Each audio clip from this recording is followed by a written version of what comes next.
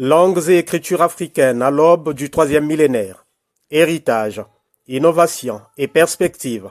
C'est sous ce thème qu'a été célébrée ce vendredi 20 février 2026 la Journée internationale de la langue maternelle dans la salle de la Bibliothèque du livre et de la lecture publique du Niari, sous la houlette de Jean-Jacques Mbungu, directeur départemental du patrimoine et des archives du Niari, qui donne ici le sens de la célébration de la langue maternelle. Porteuse des valeurs, la langue est au cœur de notre existence.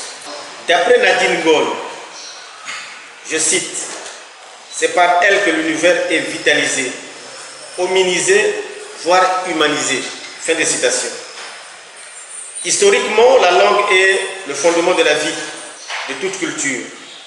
Elle est l'un des 4 points essentiels qui caractérisent un peuple. Source des valeurs, la langue facilite la communication, renforce les liens sociaux, assure la promotion de la diversité culturelle, favorise l'éducation, permet l'épanouissement collectif et individuel, libère les génies créateurs des inventeurs et constitue ainsi un facteur de cohésion sociale.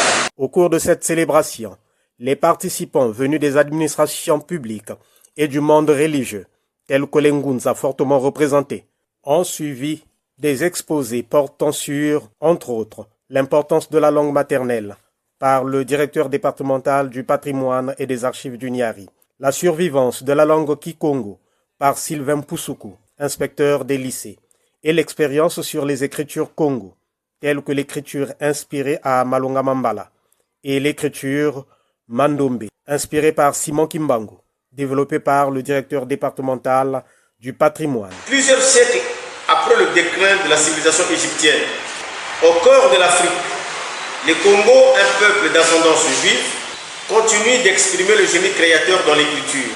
En 1978, Wabeladio Payi, en Bazangungu, dans la province du Bas-Congo, en RDC, invente l'écriture Mandombe, une écriture de type syllabique grâce à l'inspiration de Kimbangu. Récemment, le professeur Malonga Mambala a emboîté le pas en inventant une autre écriture dénommée Masonukama Congo. La langue Kikongo est ainsi enrichie et peut dorénavant être comptée parmi les langues du monde qui ont une écriture. Que dire donc de l'écriture à côté de la langue?